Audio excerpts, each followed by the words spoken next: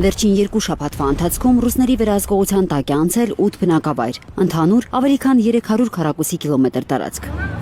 Ռուսաստանի զինված ուժերի գլխավոր շտաբի պետ Վալերի Գերասիմովի հայտարարության համաձայն ռուսական զորքերը հարձակողական գործողություններ են իրականացնում գրեթե բոլոր ուղղություններով։ Մարտեր են ընթանում Կուպյանսկի, Կրասնոլիմանի, Սլավյանսկի, Կոնստանտինովկայի եւ Զապորոժիայի ուղղություններով։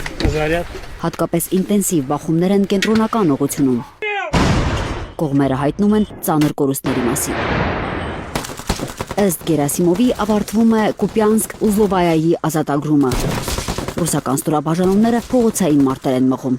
Противник предпринимал несколько попыток. Հակառակորդը մի քանի անգամ փորձել է ցուցադրել իբր իր ներկայությունը Կուպյանսկում, այդ թվում փորձելով վարչական շենքերի վրա դրոշներ տեղադրել, նաև անօթաչուների միջոցով։ Эти действия были пресечены. Բոլոր փորձերը հաջողությամբ կասեցվել են։ Կիևը կանգնած է վերջին տարիների ամենածանր փորձության առաջ, երբ ռազմաճակատի զարգացումները եւ միջազգային քաղաքական հայտարարությունները խաչվում են հումանիտար ճգնաժամի հետ։ Ուկրաինան արտակարգ դրություն կհայտարարի էներգետիկ ոլորտում։ Հունվարի 9-ի ռուսական լայնածավալ հարձակումից հետո մեջքը չի կարողանում ուղղել Կիևը։ Սառնամանիքի պայմաններում հազարավոր մարդիկ շարունակում են մնալ առանց ջրուցման, ջրի եւ կայուն էլեկտրամատակարարման։ Իրավիճակը համակարգելու համար Զելենսկին հայտարարել է շտաբ ստեղծելու մասին, էներգետիկ ոլորտը արդեն ղեկավար ունի։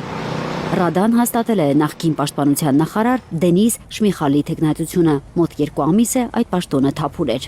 Я доручив переглянути правила для комендантської години. Հանձնարարել են վերանայել պարետային ժամի կանոնները որոշ քաղաքներում եւ համայնքներում, որպեսզի մարդիկ կարողանան ցանկացած պահի աջակցություն ստանալ։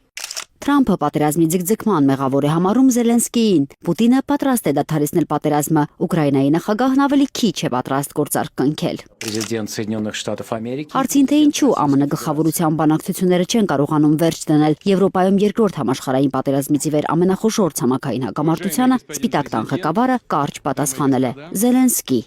Այս հայտարարությանը արձագանքել է Ռուսաստանի նախագահի հատուկ ներկայացուցիչ Կիրիլ Դմիտրիևը X սոցիալական հարթակում գրելով, որ Թրամփի խոսքերը ճիշտ են ու կարևոր, եւ որ Զելենսկին նրա խոսքով սաբոտաժի է ենթարկում եւ հետաձգում խաղաղությունը։ Պաշտոնական Կիևից արձագանք դեռ չկա։ Զովինար Բարխուդարյան, Անի Խանդիլյան, Հայլուր։